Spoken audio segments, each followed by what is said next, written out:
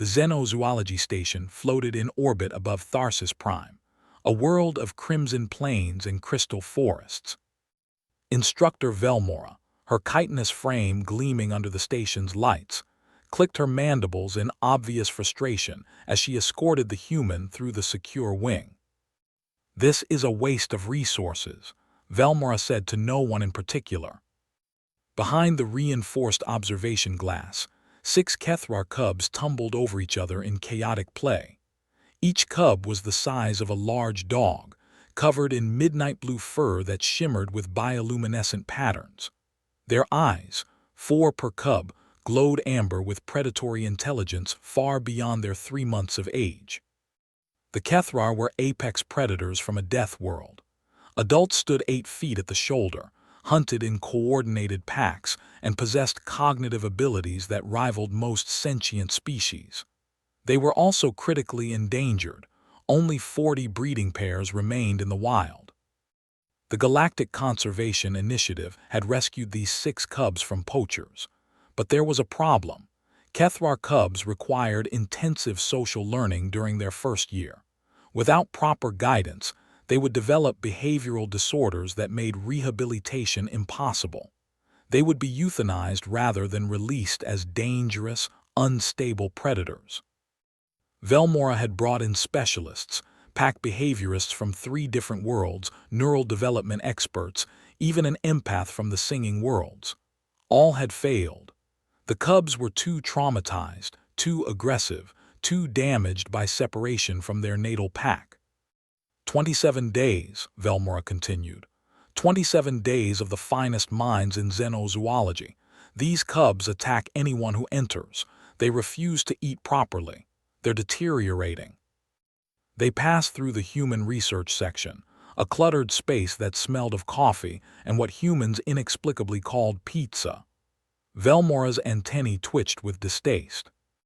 And there, cross-legged on the floor surrounded by tablets and half-eaten sandwiches, sat Dr. Eliza Shaw. The human behavioral ecologist was reviewing footage of Earth predators, wolves, lions, orcas. Her dark hair escaped its messy bun in every direction. She wore a t-shirt with a faded image of something called a red panda and pants covered in pockets. An idea formed in Velmora's mind, terrible, born of desperate frustration and barely concealed prejudice. Everyone knew humans had destroyed most of their own predators before developing environmental consciousness. They were the last species who should handle traumatized apex predators. "Human," Velmora said sharply, "you claim expertise in predator behavior." Dr. Shaw looked up, chewing on a pen cap. "Comparative predator cognition, yeah, why?" Velmora gestured at the observation window with cruel deliberation. "Then demonstrate your expertise. Our specialists have failed. Perhaps human methods will provide different results." The insult was clear. This would be the final proof these cubs were beyond saving. Dr. Eliza Shaw stood, walked to the glass, and watched the cubs for 3 full minutes in silence. They wrestled viciously, biting hard enough to draw blood. The smallest cub cowered in the corner, excluded from play. "Kthra juveniles," Dr. Shaw said softly. "Orphaned right, trauma-bonded to fear instead of pack structure." "Obviously," Velmora snapped. 27 specialists." "Yeah, I read the reports. They all tried to be alpha, dominant, establishing hierarchy." Dr. Shaw turned, and something in her expression made Velmora's antennae flatten. "That's backwards. They don't need an alpha, they need a mother."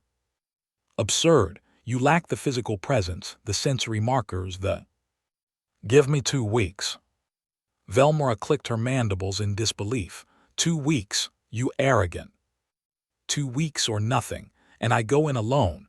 No observers, no interruptions. The audacity was staggering, but Dr. Shaw was already heading toward the secure airlock. "Oh, and turn off the observation feeds.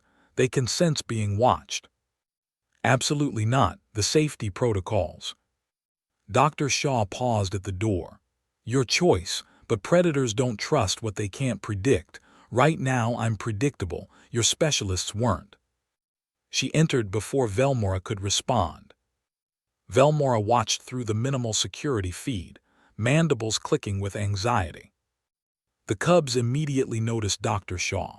They circled her, growling, patterns flashing aggressive crimson. The largest cub, already showing the dominant personality traits, lunged forward, teeth bared. Dr. Shaw didn't flinch. She sat down, cross-legged, and looked away.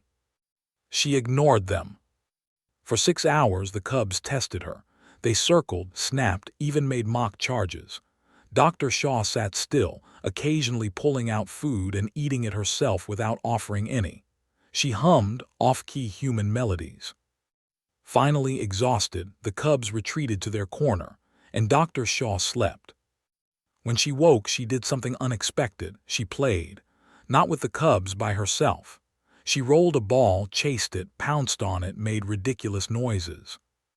The smallest cub watched with four-eyed curiosity. Over the next 3 days, Dr. Shaw established a routine. She ate on a schedule. She played alone. She carved out her own sleeping space. She showed no interest in dominating or controlling them. She simply existed in their space, predictable, non-threatening, occasionally entertaining. On day 5, the smallest cub approached during play. Dr. Shaw let the cub take the ball, then acted devastated, dramatically flopping down in mock defeat. The cub's patterns flickered, confusion, then something like amusement. By day 7, all 6 cubs were engaging. Dr. Shaw taught them games, created challenges, even wrestled, but always let them win. She never tried to dominate, she guided. Velmora watched, horrified and fascinated, as Dr. Shaw became pack. The transformation was remarkable. The cubs began eating properly. Their aggressive displays decreased. They started showing coordinated play, practicing the hunting behaviors essential for survival. But Dr. Shaw did something else. She introduced them to frustration, to failure, to recovery. She created situations where they had to problem solve together. She didn't protect them from difficulty. She taught them resilience. She's not teaching them to be tame, Velmora's assistant observed.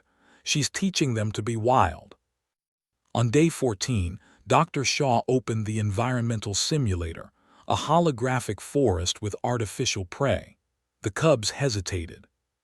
Dr. Shaw grabbed the smallest cub, the one who'd been excluded, and gently pushed her forward.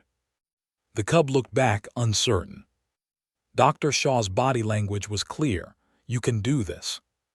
And the cub ran, followed by her siblings, patterns blazing with excitement as they coordinated their first successful hunt. Velmora entered the enclosure to find Dr. Shaw sitting against the wall, exhausted, covered in scratches and fur, surrounded by 6 sleeping cubs piled on and around her. How? Velmora asked simply. Dr. Shaw smiled. Predators aren't problems to solve. They're individuals to understand. Your specialists tried to control them. I just showed them they weren't alone. Later, when the cubs were successfully released on Tharsis Prime, thriving as a coordinated pack, someone asked Velmora why she'd chosen a human for such critical work. She never mentioned it had been contempt, an attempt to prove futility. Instead, she said, because humans understand that strength isn't about dominance, it's about adaptation, resilience, and teaching others to survive. And somewhere on Tharsis Prime, 6 Kthra juveniles hunted under crystal trees, carrying forward the survival knowledge a human had given them. Because Dr. Eliza Shaw had understood what others couldn't. Sometimes the greatest power isn't in fixing what's broken, but in teaching it how to be whole. Subscribe to the channel to catch all our new stories.